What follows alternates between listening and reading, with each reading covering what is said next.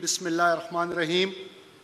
Excellency Dr. Muhammad Al-Isa, Secretary General of the Muslim World League, Honorable Mr. Justice Tasadduq Hussain Jalani, former Chief Justice of Pakistan, Honorable Judges of the Supreme Court, Honorable Chief Justices and Judges of the High Courts, esteemed speakers, members of the diplomatic corps, development partners, members of the district judiciary and the bar, distinguished delegates, ladies and gentlemen, assalamu alaikum.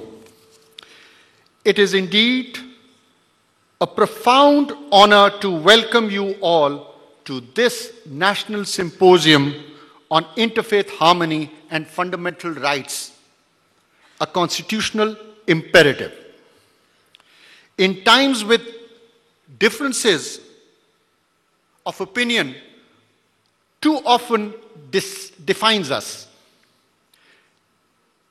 In such situation, it is both a privilege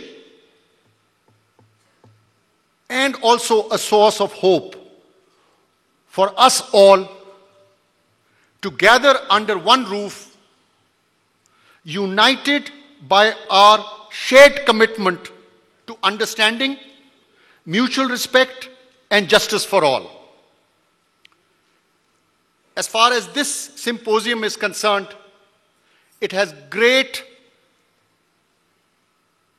and special meaning for me personally, as before me sit two of my teachers, Honorable Mr. Justice Tasadduq Jalani and His Excellency Dr. Muhammad Al-Isa.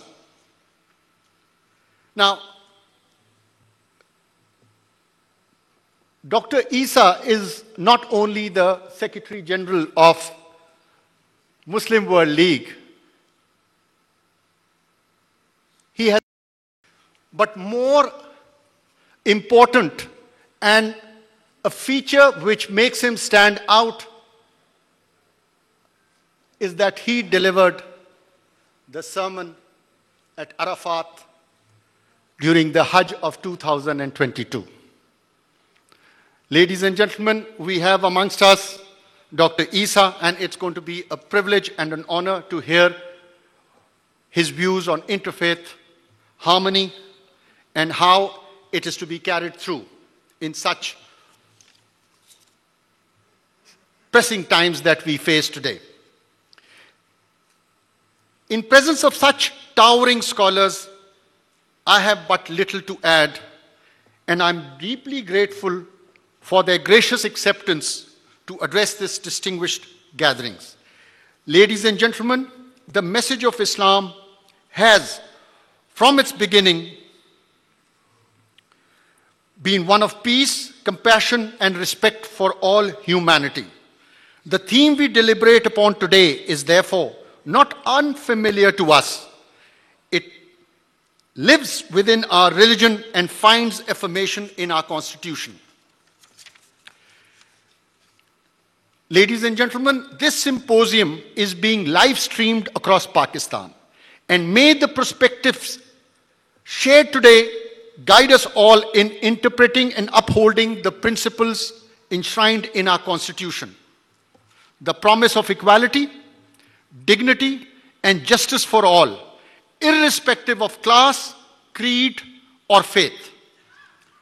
I have also requested the Federal Judicial Academy to integrate the ideas and reflections emerging from this symposium into its training programs for judges, lawyers, prosecutors, and all justice sector stakeholders.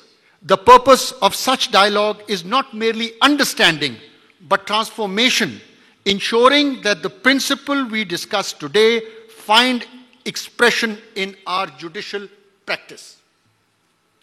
I extend my sincere gratitude to the distinguished speakers, Ms. Rabia Javeri Agha, Mr. Azam Nazir Tarar, and Senator Farooq H. Naik for enriching this dialogue. My thanks also go to the Law and Justice Commission of Pakistan and the Federal Judicial Academy for their corroboration efforts in organizing this event. My gratitude is equally due to all honorable guests, representatives of the diplomatic corps, development partners, members of the judiciary and the bar for joining us in reaffirming Pakistan's constitutional promise for justice for all. May this dialogue today bring us closer to a society where rights are not only declared but realized, where justice is not delayed but delivered, and where law serves as a common language of peace and equality. Thank you. Pakistan Zindabad.